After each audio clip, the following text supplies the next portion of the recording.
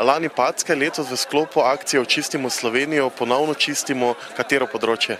Letos čistimo piramido, tako kot lani, nekako smo jo že v lanski akciji posvojili, vedno znova je zamazana, žal. Tukaj okolje je dosti takih piknik prostorov, kjer se zbirajo razni ljudje in je vedno dovolj smeti na piramidi. Koliko ljudi se je prijavilo na akcijo? Prijavilo se jih je čez 70, sicer pa estonske izkušnje kažejo, da je prišlo več kot 4-krat več ljudi, kot jih je bilo prijavljenih. Zdaj pa glede na to, da trenutno dežuje, morda ne bo ravno tolikšna številka, ampak okoli 100 pa zagotovo.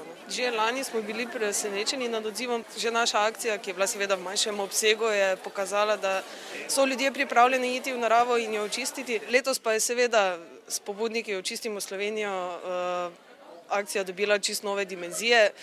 Načrtuje se tudi Očistimo Evropo in Očistimo svet, tako da lahko pričakujemo še kar nekaj teh akcij. Koliko menite lahko naredimo koristi v enem samem dnevu? Ene konkretne koristi za naravo seveda so, vsekakor. Se mi pa zdi bolj pomembna ta ozaveščevalna nota. Kar se nas tiče naše organizacije, vsekakor mislimo, da so take pobude zelo dobrodošle.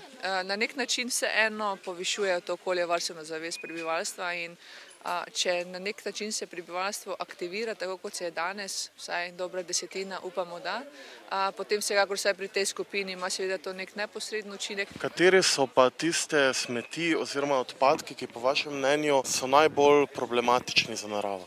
Jaz bi rekla, da so za naravo kar vsi odpadki problematični, ki se znajdejo tam, kjer se ne bi smeli. Najbolj problematični so pa tisti odpadki, ki so toksične narave oziroma so strupeni, ki na nek način neposredno ogrožajo samo naravo, ekosisteme in pa živalske vrste, v končni fazi pa tudi človeka. Ljudje bodo v posledici te akcije bolj skrbni, kar se smeti tiče, in mislim, da bodo tudi drug na drugega vplivali v smislu, pazimo na okolico, v kateri živimo.